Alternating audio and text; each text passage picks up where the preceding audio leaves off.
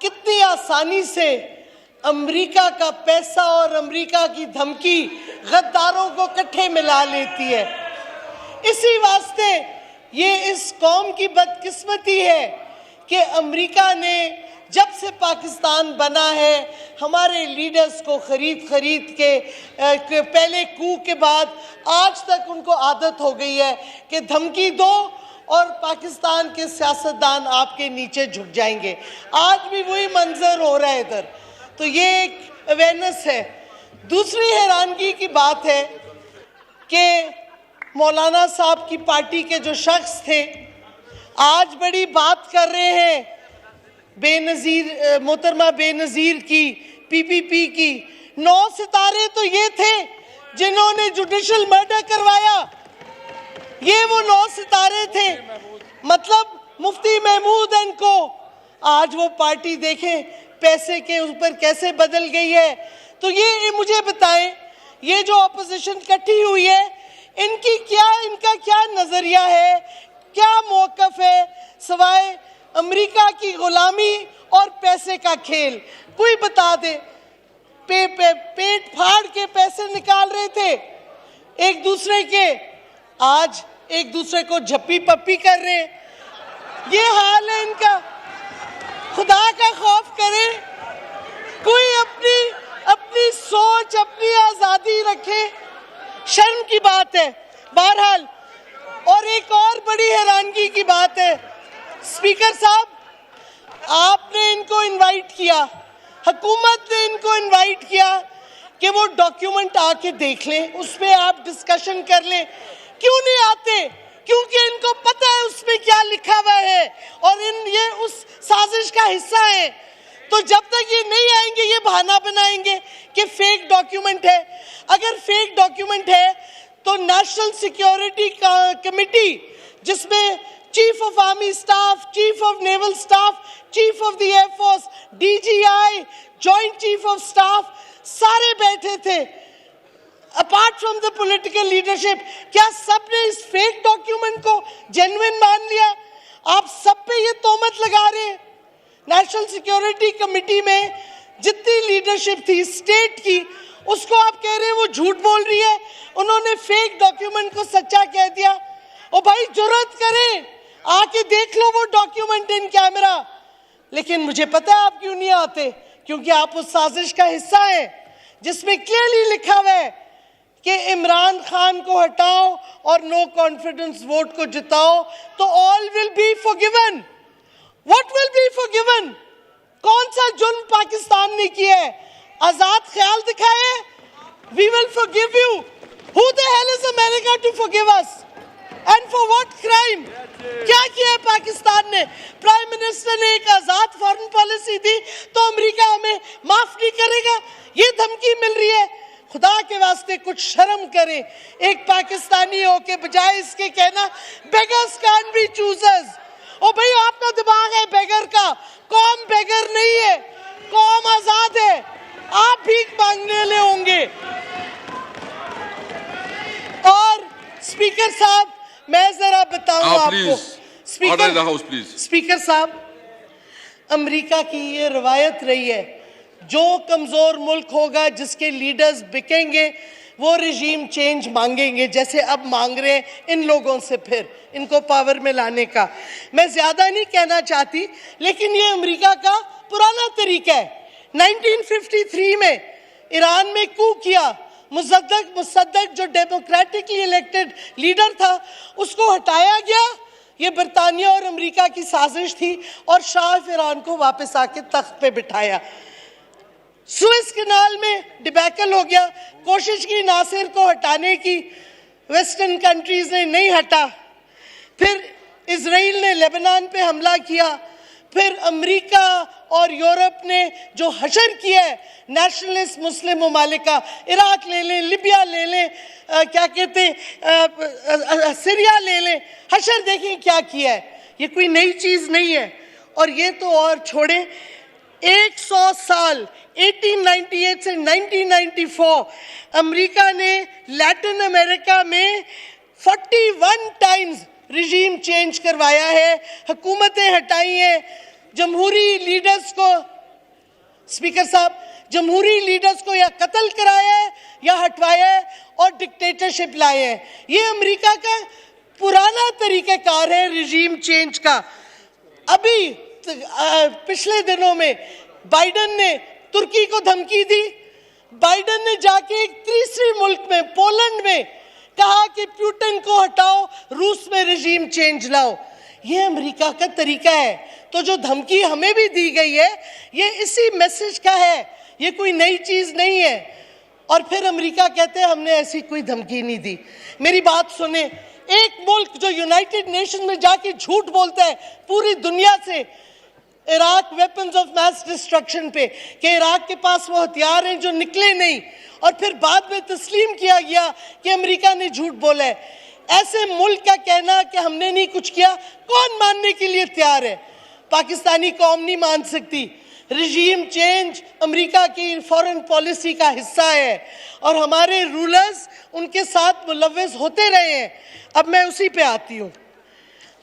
एक हमारे लीडर ने अभी रिसेंटली एक कॉन्फ्रेंस में कहा हमारे बड़े, and I quote, deep seated relations with the US. तो मैं आपको, कौम को और आपको, असेंबली को बताना चाहती हूँ क्या ये डीप सीटेड रिलेशंस हमारे थे अमेरिका के साथ। पहली चीज थी, अमेरिका ने, हमारे लीडर्स घसीटे गए सेंटो और सीटों में, मिलिट्री पैक्स अमेरिका के, जबकि अमेरिका ने आपको वाज़ेह तौर पे स्टेटमेंट दी कि हम आपकी इमदाद नहीं करेंगे अगर आपके जंग हुई हिंदुस्तान से। उसके बावजूद हमें फंसा लिया अमेरिकनों ने। हमारे लीडर्स डॉलर्स के पीछे झुक गए अमेरिका के सामने, और क्या नतीजा हुआ? 1960 में अमेरिका का स्पाई प्लेन U2 उड़ा था। बड़ा बेर बेस, आप जानते होंगे बड़ा बेर को, खैबर पख्तूनख्वा का हिस्सा है। आपने अमेरिका को ये बेस दी, उधर से उनका स्पाई प्लेन उड़ा, सोवियत यूनियन ने गिराया, गैरी पावर्स को अरेस्ट किया, और पाकिस्तान को सोवियत यूनियन ने धमकी दी कि हम आप पे अटैक करेंगे। तो स्पीकर साहब, शुरू दिन से आपकी जो अमेरिका के साथ रिलेशनशिप थी वो यकतरफा थी। आप झुकते जाते थे, वो आप पे दबाव डालते जाते थे और ऊपर की लीडरशिप को पैसे बांटते जाते थे।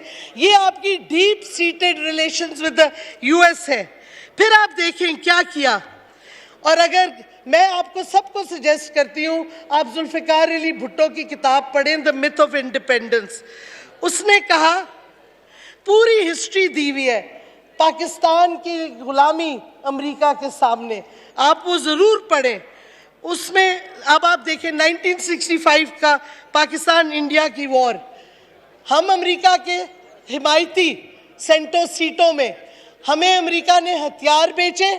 65 की जंग में हमारे स्पेयर पार्ट्स रोक दिए ताकि हम इंडिया के साथ जंग ना लड़ सकें ज़्यादा देर। ये आपकी दोस्ती, डीप सीटेड रिलेशनशिप जो हमें बताई जाती है वो है। फिर हमने चाइना की रिलेशनशिप डेवलप की अमेरिका और चाइना के दरमियान निक्सन के ज़माने में। उधर से आपको क्या मिला? कख नहीं मिला। 1974 में जब हिंदुस्तान ने पहला न्यूक्लियर टेस्ट किया, उस पर गुस्सा हिंदुस्तान पे नहीं हम पे उतारा गया। सैंक्शंस अमेरिका ने उस वक्त हमें लगाए, बॉम्ब किसी और ने फाड़ा, मसारा हम पे गिरा, जो गुस्सा था अमेरिका का। ये सोचने वाली बात है, और अभी तक हम उनके हिमायती थे। ये हाल है एलाइज के साथ, डीप सीटेड यूएस रिलेशनशिप जो हमें कहा जा रहा है आजकल, ये हाल है उसका। फिर आप देखें 70s में क्या हुआ, suspension, sanctions, Glenn Symington Glenn amendment आई 1976 में, जिसमें उन्होंने कहा कि अगर पाकिस्तान न्यूक्लियर बम बना रहा है हम सैंक्शंस लगाएंगे, और उन्हें लगा दिए। फिर क्या हुआ, जब सोवियट्स को हटाना था, अमेरिका ने कुछ दोस्ती कर ली, कुछ पैसे आपको दे दिए, आपने अपना पूरा मुल्क तबाह कर दिया मुजाहिदीन की और अमेरिका की जंग लड़के अफगानिस्तान में। ड्रग कल्चर, कलिश्निकोव कल्चर, और मिलियंस ऑफ रेफ्यूजीज आए आपके मुल्क में। उधर तो जिनीवा अकॉर्ड हो गया, आपको भूल गए, आपके रेफ्यूजीज को भूल गए, अमेरिका छोड़ के चला गया। ये आपकी डीप सीटेड रिलेशनशिप है अमेरिका के साथ। सोचने वाली बात है। मैं तो सवाल उठाती हूँ, ये किस तरह से आपके कई लीडर्स कह रहे हैं we have a deep seated relationship with the US. किधर है ये डीप? अच्छा, फिर सबसे इंटरेस्टिंग, हमने उनको पैसे दिए, मुफ्त नहीं ले रहे थे। F-16 जहाज उन्होंने इनकार कर दिया, पैसे भी हमारे रख दिए, और 1989 में बुश सीनियर ने सर्टिफाई नहीं किया पाकिस्तान का, और उन्होंने कहा कि हम आपको ये जहाज नहीं देंगे। $324.6 मिलियन हमने उन्हें दिए थे। अमेरिका ने क्या कहा, हम आपके पैसे वापस करते हैं, लेकिन हम पैसे नहीं देंगे, वीट और सोयाबीन आपको दे दी। $324.6 मिलियन की वीट और सोयाबीन आपको दे दी, ना जहाज मिले ना आपके पैसे वापस मिले। ये आपकी deep seated relationship with the US है। अब आप देखें, 2002 में मिलिट्री सैंक्शंस हट गई हिंदुस्तान पे, न्यूक्लियर की जो लगी थी, हम पे से नहीं हटी। हमें उन्होंने कहा, आप अभी कहते हैं ह्यूमन ट्रैफिकिंग, कभी कोई बहाना, सैंक्शंस नहीं हटाई। फिर वॉर ऑन टेरर आ जाता है। वॉर ऑन टेरर पे जो हमारी जंग नहीं थी, प्राइम मिनिस्टर सही कहता है, अमेरिका की जंग थी। और जब मुशर्रफ गया, उसके बाद 2 हुकूमतें जो आई आपकी सिविलियन, 400 ड्रोन हमले हुए। स्पीकर साहब, 400 ड्रोन हमले हुए पीपीपी और नून की हुकूमतों के दौरान। हमारे पूरा फाटा का इलाका तबाह हुआ, हमारे इनोसेंट शहरियों को ट्राइबल एरिया में मारा गया, जनाजों पे ड्रोन अटैक हुए, शादियों पे ड्रोन अटैक हुए, मदरसों पे ड्रोन अटैक हुए। सिवाय इमरान खान के कोई और लीडर इधर से खड़ा हुआ जिसने उसको अपोज किया? किसी ने नहीं। बल्कि अगर आप अमेरिकन रेवले पढ़ें, जो अब इंफॉर्मेशन आ रही है, जरदारी ने कहा कि मुझे कोई फर्क नहीं पड़ता अगर हमारे सिविलियन मरते हैं ड्रोन अटैक में, आप करते जाएं ड्रोन अटैक। ये आपकी डीप सीटेड रिलेशनशिप है अमेरिका के साथ, और आपके लीडर्स की गुलामी अमेरिका के सामने। तो ये हमें जब कहते हैं ना डीप सीटेड रिलेशनशिप, ये डीप सीटेड सबसर्वियंस है। स्पीकर साहब, ये डीप सीटेड रिलेशनशिप जो है, ये डीप सीटेड सबसर्वियंस है। इसी वास्ते अमेरिका ने धमकी दी, ये पूरी साजिश की गई। जो ये वोट ऑफ नो कॉन्फिडेंस का मोशन आया, टाइमिंग आपने असद उमर ने बताई है किस तरीके से। 7 तारीख को एक आता है उधर से मीटिंग की डॉक्यूमेंट, और 8 तारीख को वो मोशन दाखिल करते हैं। ये लिंक हट नहीं सकता। ये वाज़े तौर पे अमेरिका और इन लोगों की साजिश है। और क्योंकि इसी वास्ते फिर शहबाज शरीफ खड़े होके कहते हैं बेगर्स कांट बी चूजर्स। ओ भाई, यू मे बी अ बेगर, कौम नहीं है बेगर। आप जाके अमेरिका से बेगिंग करें, घुटने टेके अमेरिका के सामने, ये कौम नहीं मंजूर करेगी उसे। और एक और कुछ थोड़ी सी, अमेरिका ने जो हमारे साथ किया जरदारी साहब पीपीपी की हुकूमत में वॉर ऑन टेरर के दौरान, डू मोर का मंत्रा, हुसैन हकानी आया, मेमो गेट का किस्सा हुआ, जिधर हमारी लीडरशिप ने कहा हमें फौज से बचाओ, अमेरिका आके हमारी मदद करो, हमारी फौज से हमें बचाओ। ये ज़हनियत है इन लोगों की, ये ज़हनियत है कि अपनी फौज के खिलाफ अमेरिका से मदद मांग रहे हैं। ये शेम ऑन देम, मैं कहती हूँ। और फिर हाल ये हुआ कि हुसैन हकानी ने जरदारी के थ्रू, हमारी एक पोजीशन थी IAEA में न्यूक्लियर सेफगार्ड्स पे, उन्होंने हमारी पोजीशन को बदलवाया। एक खत पहले गया जिसमें हमारी पोजीशन थी, 4 दिन के बाद वो खत बदलवाया गया और IAEA को कहा गया कि पाकिस्तान को कोई एतराज़ नहीं, जो मर्जी एग्रीमेंट आप हिंदुस्तान से कर लें। हमारी न्यूक्लियर स्टांस भी ये बेच चुके थे।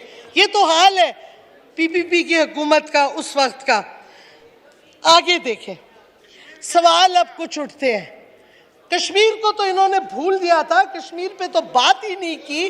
दोनों, ना पीपीपी की हुकूमत ने ना नवाज की हुकूमत ने। वो तो अभी मैं आ रही हूँ उस पे, नवाज शरीफ के ताल्लुकात जो थे हिंदुस्तान के साथ। पहला प्राइम मिनिस्टर है जो हिंदुस्तान ऑफिशियल ट्रिप पे गया और एपीएचसी की कश्मीरी लीडरशिप से रिफ्यूज टू मीट दम। शर्मनाक बात, क्योंकि वो बिजी थे, हिंदुस्तान के बिजनेसमैन से बिजनेस डील्स कर रहे थे प्राइवेटली, हालांकि ऑफिशियल विजिट पे गए थे। रिजीम चेंज का सवाल उठता है। एक सवाल आता है कि उस डॉक्यूमेंट में ये वाज़े तौर पे लिखा गया है कि हम समझते हैं कि प्राइम मिनिस्टर का फैसला अकेला था जो रूस की ट्रिप की, हालांकि सबको पता है, डॉक्यूमेंटेड है, कंसल्टेशंस हुई। तो सवाल उठता है, किसने ये इंप्रेशन दिया अमेरिका को कि प्राइम मिनिस्टर का visit was a sole decision of the Prime Minister, not of the leadership and the state of Pakistan? किसने ये खबर दी? मुझे तो एग्जैक्टली नहीं पता। मुझे ये पता है नवाज शरीफ हुसैन हक्कानी के बहुत से ताल्लुकात हुए, American charge D affairs different शहरों में जो हैं वो हमारी ऑपोजिशन लीडरशिप से बहुत दफ़ा मिले, हमारे डिसिडेंट से भी मिले। क्यों मिल रहे हैं डिसिडेंट से? ख़ास तौर पे जब ये नो कॉन्फिडेंस का मोशन आ रहा है, सवाल उठता है क्या वजह थी। दूसरा सवाल जो उठता है, और ये बहुत इम्पोर्टेंट है, कि उसमें लिखा इम्प्रेशन ये है, एग्जैक्ट वर्ड्स मैं कोट नहीं कर सकती, कि हम अगर ये vote of no confidence successful होता है हम पाकिस्तान को फॉरगिव करेंगे। ये नहीं कहा कि हुकूमत आएगी नहीं, हम देखेंगे उनकी पॉलिसी क्या है। उन्होंने कहा बस इमरान खान को हटा दो, जो भी आएगा वोट ऑफ नो कॉन्फिडेंस में, और उनको पता था कौन आएगा, हमारे यही बेगर्स कांट बी चूजर्स जो इधर बैठे हुए हैं, तो उन्होंने कहा हम आपको फॉरगिव कर देंगे। तो मेरा सवाल है, क्या क्या कमिटमेंट्स वो जो उधर बैठा हुआ है प्लेटलेट जिसके अब ठीक हो गए, या जो इधर बैठे, क्या क्या अश्योरेंसेस इन्होंने दी अमेरिका को, कि अमेरिका ने कह दिया कि वोट ऑफ नो कॉन्फिडेंस सही हो जाए तो हम सब माफ़ कर देंगे। अव्वल तो माफ़ी क्या तो मैं पहले बोल चुकी हूँ, क्या किस चीज़ की माफ़ी, लेकिन ये अश्योरेंस क्या क्या है बेच के आए हैं मुल्क का, जो कि उन्होंने कहा बस सक्सीड हो जाए हम आपको माफ़ कर देंगे। सो इस वास्ते प्लीज़ ये सवाल बहुत इम्पोर्टेंट है। ये वोट ऑफ नो कॉन्फिडेंस ऐसे ही नहीं आया, और मुझे बड़ा अफसोस से कहना पड़ता है सुप्रीम कोर्ट को चाहिए था कि वो वजह देखते कि क्यों डिप्टी स्पीकर की रूलिंग आई जो आई, क्यों आई, इसमें एग्जामिन क्यों नहीं किया सुप्रीम कोर्ट में। और मैं जो असद उमर साहब ने कहा, मैं एक स्टेप आगे जाऊंगी, जो सुप्रीम कोर्ट का फैसला है वो जुडिशल कू है, उन्होंने पार्लियामेंट को जीरो कर दिया है, इधर तक बताया है कि आप किस वक्त पे मीटिंग करेंगे, ये उनका है ही नहीं, this is not part of their purview. ये जुडिशल कू जो है ना मुनासिब लफ्ज नहीं है, नहीं बिल्कुल सही है, इट्स अ कू।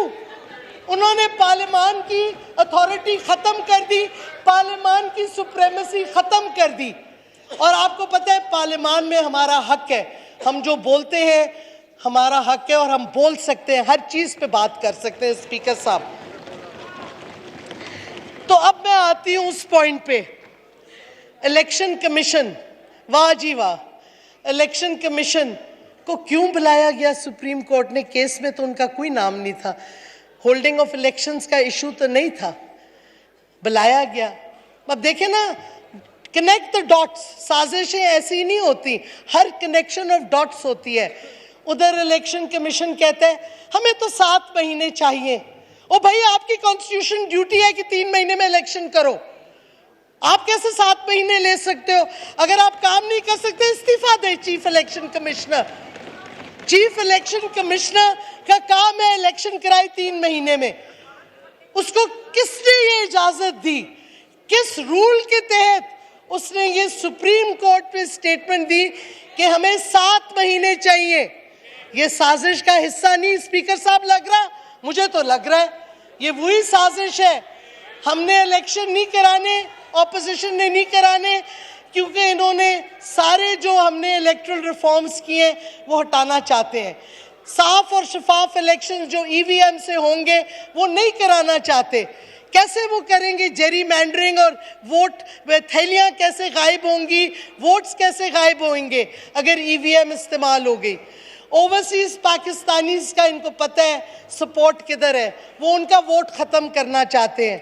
नैब करीब आती जा रही है, मसूद चपरासी के पैसों के बारे में केस आने वाला है, ये नैब को खत्म करना चाहते हैं, अपनी लूटी हुई दौलत को बचाना चाहते हैं, जो कि अब टाइम आ गया है।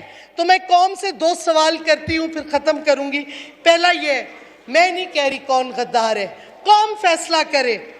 कौन सा सदर था जिसने मुंबई के बाद इंडिया को कहा कि मैं आईएसआई चीफ को हिंदुस्तान भेजने के लिए तैयार हूं? क्या ये गद्दारी नहीं है? किसने ये कहा था? किसने अपनी हुकूमत के दौरान खुलेआम छुट्टी सीआईए और ब्लैक वाटर या डायनाकोर को वीजे दिए? फॉरेन ऑफिस पिटता रह गया कि वीजास को करेक्टली देखो, उनकी वीजास को स्क्रूटनी करो। हुसैन हक्कानी जरदारी ने मिलके पूरा मुल्क सीआईए और ब्लैक वाटर को बेच दिया। कौन? ये गद्दारी नहीं है? मैडम वाइंड अप कर ले प्लीज, बस इसके बाद आपको मौका दे। I am finishing. Let me finish. Let me finish. No, let me finish. Ji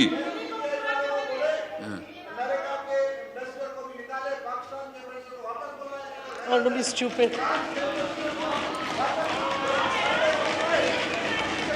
ji please. मुझे मेरा ख्याल में इनको पता नहीं कि दुश्मनों के मुल्क में भी आपकी डिप्लोमेटिक रिलेशंस होते हैं।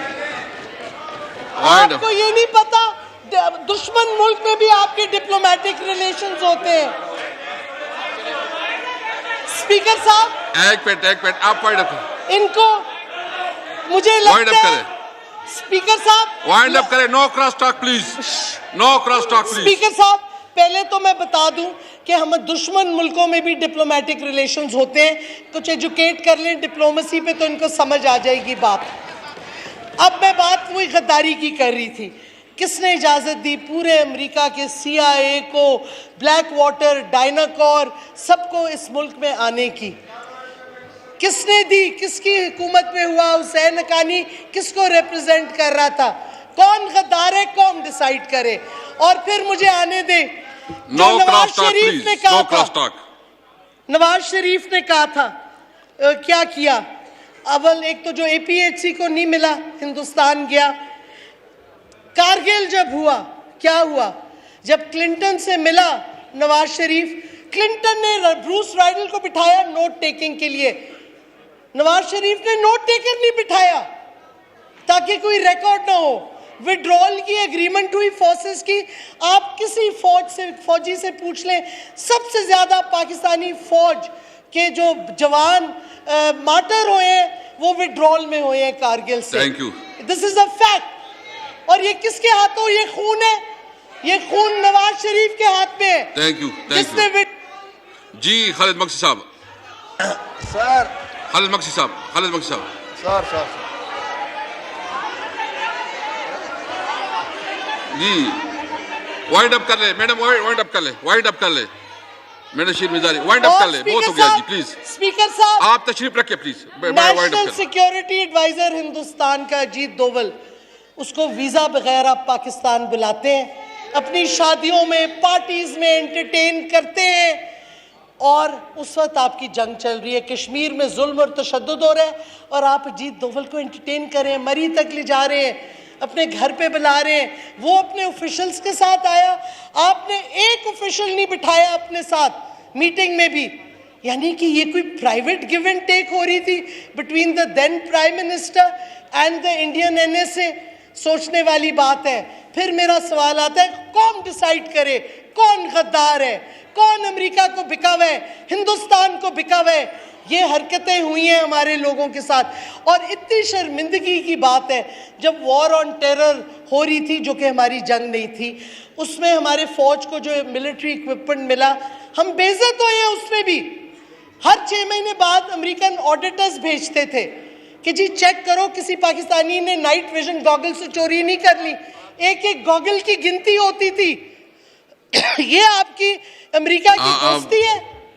ये वाइंड आपकी अप करें, अमेरिका मेरे के वक्त पर साथ करना है प्लीज। डीप सीटेड रिलेशनशिप है माजरत के साथ। जिन्होंने भी ये फ्रेज यूज किया कुछ हफ्ते पहले कि we have a deep seated relationship with the US, मैंने आपको फैक्ट्स सामने रखे हैं। We have no deep seated relationship, we have a deep seated subservience with the United States of America. इसी वास्ते ये डॉक्यूमेंट आया, इसी वास्ते हमें धमकी दी गई कि एक इंडिपेंडेंट माइंडेड जो प्राइम मिनिस्टर है इमरान खान, उसको हटाओ, रिजीम चेंज करो, and all will be forgiven. We will be forgiven for being independent. We will be forgiven because we have spoken on Islamophobia, because our Prime Minister has taken this position. We will be forgiven because now the new leadership will neither talk of Islamophobia nor will it talk about an independent relationship. सबसे पहले ये घुटने America के सामने टेकेंगे क्योंकि ये इनकी commitment है अमेरिका के साथ for regime change. Thank ये you. regime change। Thank you madam, wind up करें प्लीज, वाइंड अप करें, माइक तो खोल दे, वाइंड अप कर ले माइक तो खोल दे। बस। स्पीकर साहब, ये साजिश है, पूरी कौम को पता है। मैंने कौम के सामने पूरे फैक्ट्स दिए हैं, मैं कोई जज्बाती नहीं कर रही, मैं फैक्ट्स दे रही हूँ, कौम से पूछ रही हूँ। ये आपके सामने हकायक है अमेरिका के और पाकिस्तान की रिलेशनशिप, जो बिकाऊ काम हुआ है पिछले सालों में, पिछली हुकूमतों में, जो अमेरिका के सामने घुटने टेके गए हैं। आप बताएं कौन गद्दार है, कौन खिलाफ है खुद मुख्तारी के, कौन खिलाफ है आज़ादी के, पाकिस्तान की आज़ादी के? कौन कह रहे हैं beggars can't be choosers, so we must beg before the US? हम नहीं कह रहे, ना हमारी कौम चाहती है बेगर्स कांट बी चूजर्स। वो बेगर्स बैठे हुए हैं, वो बेग सारी उम्र करते रहेंगे।